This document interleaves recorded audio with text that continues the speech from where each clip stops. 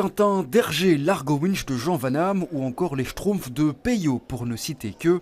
Bruxelles et la BD, c'est une longue tradition. Aujourd'hui encore, cette scène continue de se développer. Je pense que c'est aussi une des villes où il y a le plus grand nombre d'écoles de bande dessinée, donc de jeunes auteurs, de jeunes auteuristes qui sont formés. Il y a beaucoup d'autodidactes aussi. Il y a même des artistes d'art brut qui font de la bande dessinée. C'est vraiment un épicentre de la création mondiale de la bande dessinée. Malgré tout, la position de leader qu'occupait Bruxelles et plus largement la Belgique s'est amenuisée.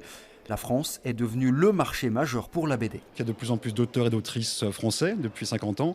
Et donc l'équilibre a un peu changé. Il y a une époque un peu magique, un peu incroyable, alchimique presque, où la Belgique était vraiment dominait le marché mondial de la BD, en tout cas de la BD européenne.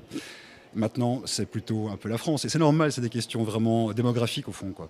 Donc ça se déporte un petit peu, le pouvoir des décisions, les grands groupes qui fusionnent leurs différentes maisons dans différents immeubles à Paris, tout ça est un peu logique. Et les réalités économiques du secteur ne sont pas toujours faciles pour les artistes. Ça tient sur les personnes qui ont cette énergie et qui la font vivre. Ces gens, mais ces énergies sont fragiles. Avec plus de moyens et avec vraiment une attention soutenue sur cette scène-là, on en serait à un autre niveau de reconnaissance et on aurait aussi des artistes qui survivraient, qui vivraient un peu mieux. Oui. Pour mieux protéger la discipline, la région bruxelloise vient de reconnaître cet art en tant que patrimoine culturel immatériel, une reconnaissance d'ordre symbolique. On ne va pas avoir de l'argent en plus, alors on ne sait pas les petites gouttes, ce que ça peut amener. Donc si le politique se penche un petit peu plus sur le secteur, ça pourrait, mais ce n'est pas cet objectif-là ou dans cet objectif-là qu'on a fait la démarche. Par la suite, l'objectif est de déposer un dossier au niveau fédéral, mais aussi auprès de l'UNESCO,